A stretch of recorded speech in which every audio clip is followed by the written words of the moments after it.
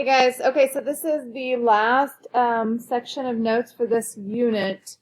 The last week, you guys will have a test review and a test, so it'll be a pretty short and easy week, hopefully. I'm also going to assign a project, but I'll assign it in this week, but it won't be due until, I think, the 20th. So you guys will have like a week and a half to work on it. All right. So the first page of 3.6 is just a whole bunch of theorems and about perpendicular lines. So theorem 3.8 states, if two lines intersect to form a linear pair of congruent angles, then the lines have to be perpendicular. So they're saying I have a line here, and then I have a line that intersects it, so G. When that line G intersects it, we have angle 1 and angle 2, and they are telling us that angle 1 is congruent to angle 2. Well, if angle 1 is congruent to angle 2, and this is a line, well, there's 180 degrees in a line, right? Those two angles are congruent. I divide that by 2, and I get 90 degrees. So what that then means is that this angle is actually 90, and this angle is actually 90, which makes G perpendicular to H. Okay? Next theorem, if two lines are perpendicular, then they intersect to form 4 right angles. You guys should know that. A and B are perpendicular, then angle 1, 2, 3, 4 are right angles.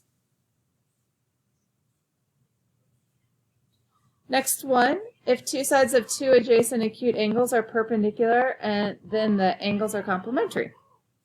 So this angle, or this line is perpendicular to this line. That means that, and then if I have a line here, that means angle 1 plus angle 2 has to equal 90, so they have to be complementary. Okay, so then here's just an example of a proof to use that, what they were talking about up here. Okay, so just read through that whenever, so you can pause me and read through that, or you can read through it at the end. So 3.11 perpendicular transversal theorem states, if I have a transversal perpendicular to one of these two parallel lines. So J is a transversal, it is perpendicular to H. But I know H and K are parallel. That means that it is also perpendicular to this line down here. And then one more. In a plane, if two lines are perpendicular to the same line, so M is perpendicular to P, but N is also perpendicular to P, then that means that these two lines end up being parallel to one another. So M is parallel to N. And then I forgot to fill this in up here. If H and K, then K is perpendicular to J. All right. So now we're just going to use all that on the back side. What can you conclude from the given information? State the reason for your conclusion. If 1 is congruent to 2, then that would mean that R is perpendicular to S, and that came from this very first theorem that we talked about, 3.8. If I know that M and N are perpendicular, then I know that I have 4 right angles. That's what I can conclude, and that came from theorem 3.9. So we could write theorem 3.8 as the reason, and theorem 3.9 is the reason here.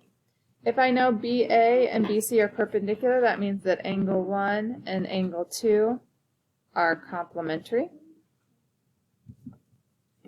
And that came from theorem 3.10.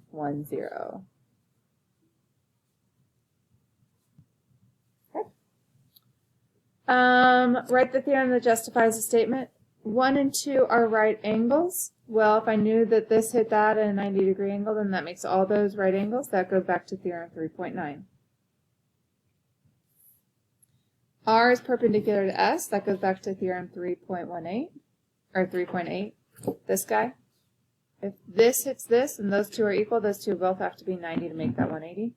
And then this is that theorem 3.10. Saying that those two angles are complementary because they hit a 90-degree angle. I want for you to pause me, and I want you to do 7, 8, 9, 10, 11, and 12 completely on your own. Unpause me when you're done to check yourself. All right, find the value of x. It would just be 90 degrees equals x plus 25. So I'm going to subtract 25 from both sides because these are vertical angles, or all of these are equal to 90. 2 ways to think about that. Subtract 25 and I get 65 equals x. Here, this is 90. That makes this guy 90 also. So I would do 2x minus 11 plus 51 equals 90. So I get 2x plus 40 equals 90. And then I subtract 40 from both sides. I get 2x equals 50. So x equals 25. Next one, this is equal to 90 degrees. They're complementary, so it would be 2x plus x equals 90. Or that's the same thing as 3x equals 90. Divide by 3 on both sides, and I get x equals 30. A lot of algebra going on here, guys. Number 10, this is theorem 3.9, where all the angles are going to be 90 because they're perpendicular. So x minus 15 equals 90. I'm going to add 15 to both sides, so I get x equals 105. This equals that, 90 degrees, by theorem 3.9 again. All those are 90, so 3x plus 6 equals 90. Subtract 6 from both sides, and I get 3x equals 84. Divide by 3, divide by 3. And I get x equals, 3 goes into 8 2 times, with 2 left over. 3 goes into 24 8 times. Here, those two added together are complementary, so they add to 90, so I'm just going to add them as I go. That's an x plus an x, which is 2x. Negative 15 plus 5 is negative 10. That equals 90. So I get 2x equals 80. Divide by 2, x equals 40. All right. Back side. Go ahead and pause me again, and I want you to try to do all these. See how far you can get. Unpause me when you are done. Okay, so find the indicated measure. So I'm just going to go through without even looking at this. I'm going to put in all of my angle measures first. So this is 90. That means that this 2 and 60 have to make 90, so that leaves 30 degrees for this guy. I know that 3 and 4 are 90. Oh, I know that 2 and 4 are vertical angles, so that makes this 30. I know 3 and 60 are vertical, so that makes this 60. I know that 5 and 3, there's a 90 degree angle, so that makes this 30, because 60 and 30 make 90. And I know 6 and 5 are 90 also. They're vertical to this angle 1, so that would make this 60. So once I've done that, I can go back and just put in the angle measure. So 1 is 90, 2 is 30 degrees on all these, right? Angle 3 is 60 degrees. Angle 4 is 30 degrees. Angle 5 is 30 degrees.